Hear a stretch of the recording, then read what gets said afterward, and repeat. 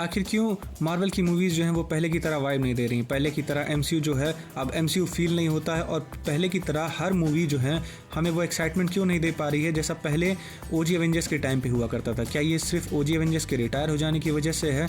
क्या हमारे favourite super heroes अब रिटायर हो चुके हैं तो इस वजह से हमें ये मूवीज़ अच्छी नहीं लग रही हैं? क्या हम भी उन चेहरों के आदी हो चुके हैं? बल्कि ऐसा क्यों हो रहा है कि ओजी एवेंजर्स के रिटायर होने की वजह से सब हो रहा है?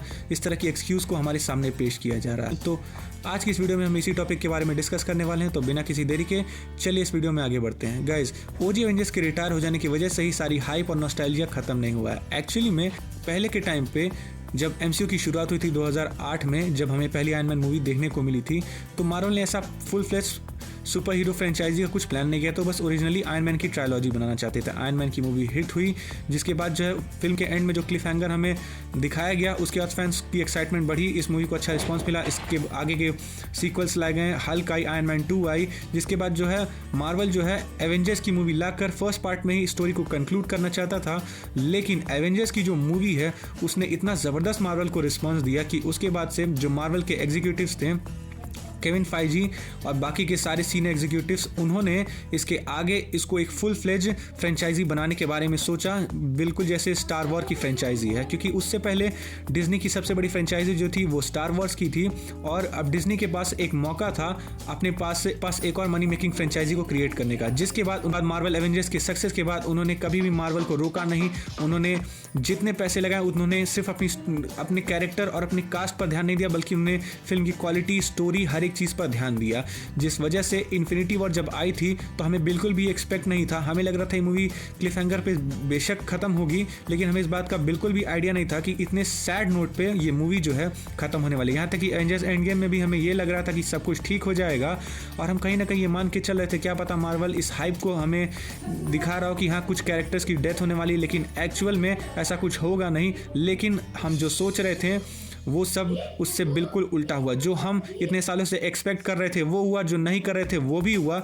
बल्कि मार्वल ने अपनी जितनी लिमिट्स थी उसको क्रॉस कर दिया, और एंड गेम में हमें एक ज़बरदस्त फुल फ्लेज सागा का फिनाले देखने को मिला, जो कि इन्फिनिटी सागा का अंत था। जिसके बाद हमें अब जाकर मल्टीवर्सल सागा जो है देखने को मिल रही है, और ये भी 1 से 2 साल में ख़त्म होने वाली है। मल्टीवर्स सागा जो कि कॉमिक बुक्स में इतनी फेमस है, वो इन्फिनिटी सागा के लेवल के आसपास की हाइप को भी क्रिएट नहीं कर पाई है। ऐसा क्यों है? क्योंकि मार्वल ने एंड गेम के बाद से सिर्फ हाइप पर मूवीज़ को बनाना चालू कर दिया था, और उन्होंने अपनी क्वालिटी को बहुत ही ज़्यादा घटा दिया था। जिस वजह से आप देख सकते हैं कि 1 साल में उन्होंने मल्टीपल टीवी सीरीज़ को रिलीज़ किया, जिसमें कुछ सीरीज़ काफ़ी ज़्यादा अच्छी थी, जैसे कि वांडा विजन हो गया, फाल्कन द विंटर सोल्जर हो गया, लोकी हो गया। ये सारे शोज़ अच्छे थे, मून नाइट भी अच्छा था। लेकिन जिन शोज़ को सीजन 2 के लिए रिन्यू करना चाहिए उन्होंने कभी उसको रिन्यू नहीं करा।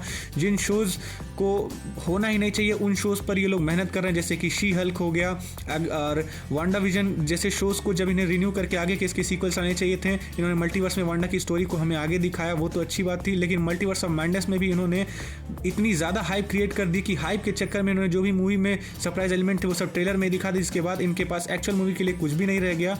और यही सारी चीज़ें थी जो इन्होंने टीवी शोज़ और मूवीज़ में सबसे ज़्यादा रिपीट करी। इन्होंने बेसिकली मार्वल की मूवीज़ को फार्मूला बेस्ड मूवीज़ बना दिया था, जो एवेंजर्स एंड गेम के बाद की हाइप को जो है पकड़ के चल रही थी। लेकिन अब के टाइम पे वो फेड अवे होता देखने को मिल रहा है। हालांकि आने वाली एवेंजर्स की मूवी जो है फिर से अपना जलवा दिखाएगी, क्योंकि इतने टाइम से हमने एवेंजर्स की कोई मूवी नहीं देखी है, और इतने टाइम बाद एवेंजर्स की मूवी जब हम देखेंगे तो हमें जाहिर सी बात है हमें पुरानी वाइब्स ज़रूर आएंगी। क्योंकि हमें भी एक अंदाज़ा है कि डूम्सडे के पुराने कैरेक्टर्स रिटर्न करते हुए देखने को मिलेंगे। साथ ही साथ सीक्रेट वॉर्स के अंत में ओजी एवेंजर्स और न्यू एवेंजर्स जो है वो एक साथ असेंबल होकर ही डॉक्टर डूम को हराएंगे। लेकिन उसके बाद क्या होगा? और मार्वल ने अपनी इस गलती से अगर वाकई में कुछ सीखा है तो उन्हें सीक्रेट वॉर्स के बाद से अपनी सारी की सारी फ्रेंचाइजी को रीबूट करके कुछ टाइम ब्रेक लेकर के उसके बाद सब कुछ नए सिरे से शुरू करना चाहिए। वरना इन्फिनिटी सागा के बाद जो मल्टीवर्सल सागा का हुआ, मल्टीवर्सल सागा के बाद से जो अगली सागा होगी, चाहे वो म्यूटेंट सागा या सेलेस्टियल सागा हो या इन्वेजन सागा या सीक्रेट इन्वेजन, जो भी हो, मल्टीवर्सल सागा से भी कम लेवल की हाइप पे चलेगी। और वो उस टाइम पे जो एवेंजर्स की मूवीज़ आएंगी बहुत ही हाई चांसेस है कि वो उस टाइम पे सक्सेसफुल नहीं हो पाएगी, ऐसा मेरा मानना है। खैर, अब इन मूवीज़ का आगे क्या होगा, आगे के आर्क का क्या होगा, ये तो बस हम अंदाज़ा लगा सकते हैं। अगर आपको ये वीडियो पसंद आए तो इसे लाइक करिए, शेयर करिए, चैनल को सब्सक्राइब करिए। हम बहुत ही जल्द मिलेंगे एक और मजेदार कंटेंट के साथ। तब तक के लिए घर रहिए, सुरक्षित रहिए, एंड थैंक्स फॉर वॉचिंग।